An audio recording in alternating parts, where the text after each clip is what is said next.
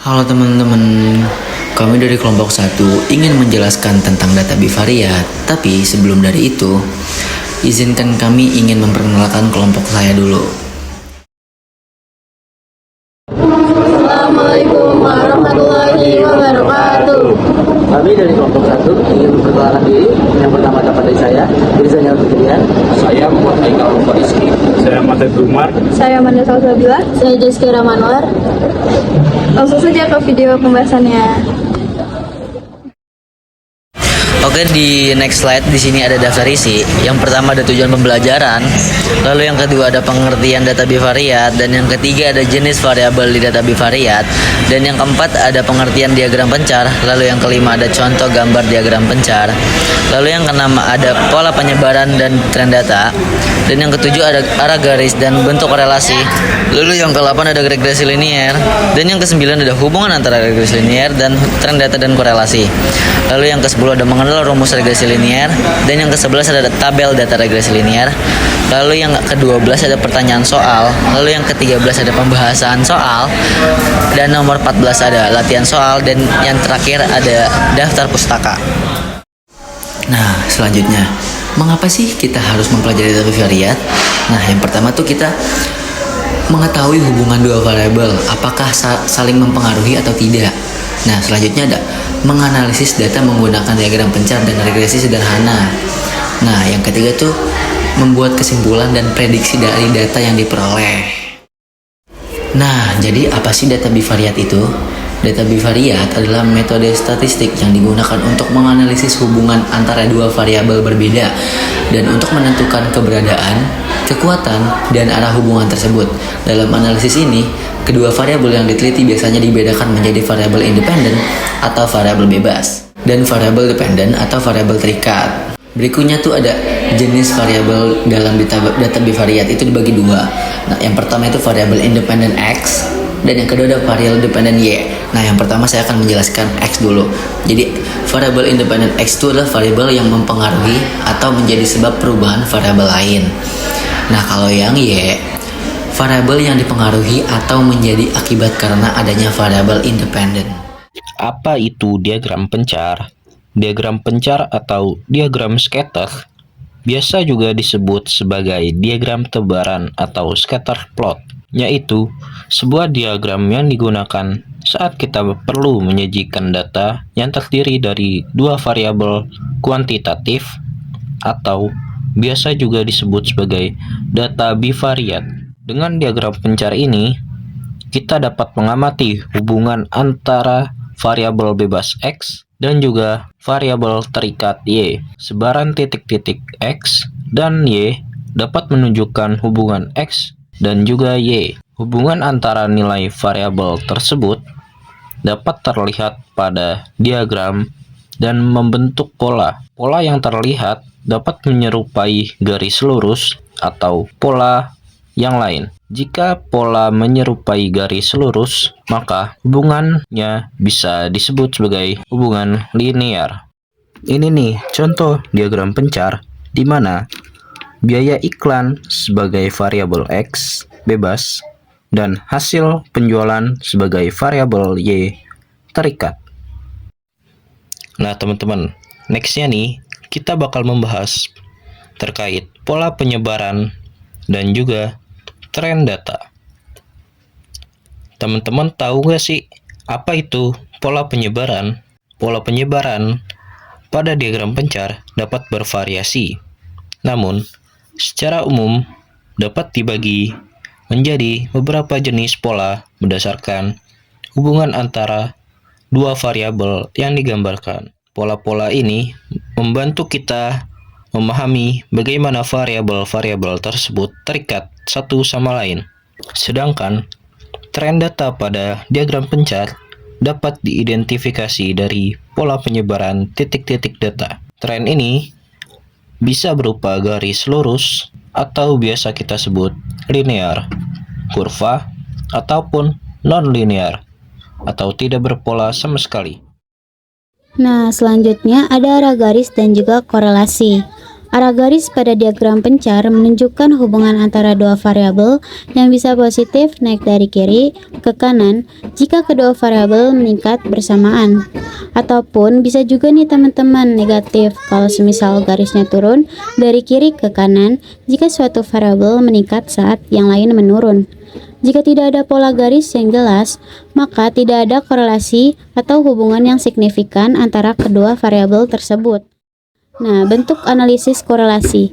Jadi, korelasi itu terbagi menjadi 3 teman-teman. Ada korelasi positif, korelasi negatif, dan juga korelasi nol atau tidak berkorelasi. Kalau korelasi positif itu merupakan hubungan dari dua variabel saat kedua variabel tersebut bergerak ke arah yang sama. Jika nilai variabel X meningkat, maka nilai variabel Y juga ikut meningkat. Nah, sebaliknya nih, korelasi negatif. Korelasi negatif merupakan hubungan dari dua variabel saat peningkatan suatu variabel yang berkaitan dengan penurunan variabel yang lain. Jika nilai X variabel meningkat, maka variabel Y pun cenderung menurun. Nah, sedangkan korelasi nol atau yang tidak berkorelasi itu merupakan korelasi data yang ketika tidak ada hubungan antara dua variabel. Selanjutnya, regresi linier. Apa itu regresi linier? Regresi linier adalah teknik analisis data yang memprediksi nilai data yang tidak diketahui dengan menggunakan nilai data lain yang terkait dan diketahui. Digunakan untuk memprediksi nilai suatu variabel berdasarkan nilai variabel lain. Selanjutnya, hubungan antara regresi linier dengan tren data dan korelasi. Regresi linier digunakan untuk menemukan garis best fit yang merupakan representasi dari tren hubungan antar variabel dan mengukur kekuatan serta arah hubungan melalui koefisien korelasi. Korelasi mengukur adanya hubungan, sementara regresi linier tidak hanya mengidentifikasi hubungan tersebut, tetapi juga memprediksi nilai variabel dependen berdasarkan variabel independen sehingga membentuk garis best fit atau garis tren yang paling sesuai dengan data yang ada. Selanjutnya, mari kita mengenal rumus regresi linier. Jadi yang pertama ini ada rumus persamaan regresi, yakni Y topi sama dengan A ditambah B dikali X, di mana Y topi ini adalah nilai variabel terikat yang diprediksi, sedangkan A adalah konstantanya, dan B adalah kemiringan garis regresi.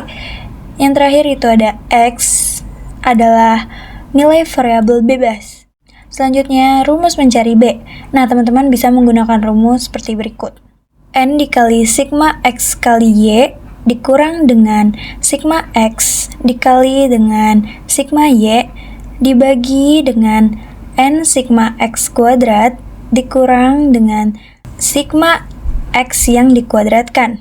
Nah, teman-teman biasanya suka keliru nih antara sigma X kuadrat dengan sigma X yang dikuadratkan. Kalau sigma X kuadrat itu artinya total atau jumlah seluruh X kuadrat, atau bisa juga teman-teman mempangkatkan terlebih dahulu variabel bebas atau X-nya, baru kalian jumlahkan keseluruhannya. Tapi kalau variabel X yang dikuadratkan itu adalah jumlah atau total dari keseluruhan variabel X, baru setelah itu kalian kuadratkan atau kalian pangkatkan 2. Seperti itu, teman-teman. Mari kita lanjut ke rumus mencari A nih, teman-teman. Jadi, A sama dengan Y rata-rata dikurang B dikali X rata-rata. Dimana tadi saya juga udah bilang, A adalah konstantanya. Y rata-rata adalah rata-rata dari jumlah variabel Y, serta B adalah kemiringan garis regresinya. Dan yang terakhir ada X rata-rata adalah rata-rata dari jumlah variabel X. Selanjutnya di sini ada data dari tabel yang sudah dibuat, yaitu korelasi antara tinggi badan yang ditandai dengan variabel X serta berat badan yang ditandai dengan variabel Y. Next, di sini selanjutnya kita masuk ke pertanyaan soal. Jadi yang pertama itu, bagaimana gambar perkiraan atau ramalan garis regresinya? Yang kedua, bagaimana persamaan garis regresinya? Serta yang ketiga, jika didapati seorang siswa memiliki tinggi 170 cm, maka berapa perkiraan berat badannya? Baik, langsung saja kita lanjut ke pembahasan soalnya. Oke, untuk soal nomor pertama itu adalah gambarkan perkiraan atau ramalan dari garis regresinya. Baik, jadi saya akan membahas sedikit tentang garis best fit, yaitu garis yang sudah saya tandain ini adalah garis yang paling sesuai dan berada di paling tengah antara semua diagram pencar atau semua titik pencar yang ada di dalam diagram. Oke teman-teman, kita lanjut ke soal nomor 2 ya, dimana kita diminta untuk mencari persamaan garis regresinya. Nah, yang pertama yang harus kita cari itu adalah B atau koefisiennya, di mana memiliki rumus 40 atau jumlah datanya dikalikan dengan 356.259, lalu dikurang dengan sigma X yakni 6.506, dan dikalikan dengan sigma Y yaitu 2.178. Setelah itu kita bagi dengan N atau jumlah datanya yakni 40 dikalikan dengan sigma X kuadrat atau 1.061.076.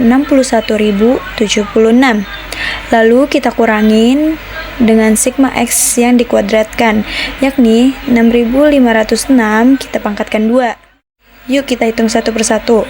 40 dikali 356.259 hasilnya 14.250.360 dikurang dengan sigma X dikali sigma Y nih, yaitu hasilnya 14.170.068. Jangan lupa kita bagi juga nih. 40 dikali 1.061.076 hasilnya itu 42.443.040 dikurang dengan 42.328.036. Ini hasil dari 6.506 dipangkatkan 2. Kita hitung saja hasilnya yaitu 80.292 dibagi dengan 115.004. Nah, kita bisa tahu nih teman-teman bahwa koefisien dari garis regresinya adalah 0,698. Jadi nextnya kita bakal cari konstanta nih. Jadi sebelum nyari konstantanya, kita tuh harus tentuin dulu rata-rata dari variabel X dan juga rata-rata dari variabel Y. Nah, untuk mencari rata-rata dari variabel X, kita bisa tuliskan dengan X bar sama dengan sigma X dibagi dengan N atau jumlah data. Di sini sigma X-nya adalah 6.506 dibagi dengan jumlah data yakni 40, didapatkan hasilnya 162,65. Oke, selanjutnya kita juga harus cari rata-rata variabel Y atau Y bar. Sigma Y dibagi dengan N atau jumlah datanya nih, dimana 2178 dibagi 40, didapatkan hasilnya adalah 54,45. Oke, jadi kita sudah tahu nih X bar dan juga Y barnya. Kita tinggal balik lagi ke rumus dari konstanta atau A-nya. Kita tulis ulang ya teman-teman. A sama dengan Y bar dikurang B dikali X bar. Kita langsung masukin aja, dimana Y barnya itu adalah 54,45 dikurang dengan B nya yakni 0,698 dikali dengan X bar yaitu 162,65. Langsung saja 54,45 dikurang 0,698 dikurang 162,65 yakni 113,530. Kita tahu hasilnya yakni min 59,080. Oke, kita masuk ke step terakhir dengan mencari persamaan regresi linearnya. Ini aku tulis ulang rumusnya, yakni Y topi sama dengan A ditambah B dikali X. X ini adalah variabel yang belum diketahui ya teman-teman. Langsung saja kita masukkan data-data yang sudah diperoleh dari A-nya, yaitu minus 59,080 ditambah dengan B-nya tadi 0,698 dikali dengan X. X ini kan variabel yang belum kita tahuin ya. Nah, jadi untuk persamaan dari garis regresinya, yakni min 59,080 ditambah dengan 0,698 dikali dengan X. Gitu teman-teman. Oke, kita lanjut ke soal nomor 3. Kita kan udah tahu nih dari persamaan regresi linearnya, yaitu adalah min 59,080 ditambah dengan 0,698 X. Nah, variabel X ini adalah variabel yang ingin kita ketahui perkiraannya. Nah, tinggal kita substitusikan si X ini menjadi 170. Karena apa? Karena yang ditanyakan adalah perkiraan berat badan jika tingginya 170 cm. Kita tulis di sini substitusikan nilai X sama dengan 170. Nah, langsung saja kita mulai ke perhitungannya. Kita masukkan kembali min 59,080 ditambah dengan 0,698 dikali dengan 170. Kita tulis ulang min 59,080 ditambah dengan hasil dari 0,698 dikali 170, yakni 118,66. Ini kita jumlahkan hasilnya 59,58. Jadi perkiraan berat badan seseorang jika tingginya 170 cm adalah 59,58 kg. And next yang terakhir ada quiz time. Pada persamaan regresi Y sama dengan A plus BX, yang dimaksud dengan B adalah A. Nilai Y saat X sama dengan 0. B. Koefisien dari regresi. C. Kemiringan garis yang menunjukkan perubahan Y setiap perubahan X 1 unit. D. Rata-rata Y. Tujuan utama analisis regresi linear adalah A. Menentukan rata-rata dua variabel. B. Mengukur kekuatan hubungan dua variabel tanpa arah. C. Memprediksi nilai variabel terikat berdasarkan variabel bebas. D. Menghitung median dari data. Perhatikan persamaan regresi dari gambar di bawah ini. Jika nilai X adalah 182, tentukan nilai Y adalah pembulatan dua angka di belakang koma. A. 66,56, B. 65,56, C. 66,57, D. 56,65. Oke, berikutnya yang terakhir ini adalah daftar pustaka yang kita cari dari sumber yaitu YouTube. Terima kasih teman-teman yang sudah mendengarkan kami dengan baik.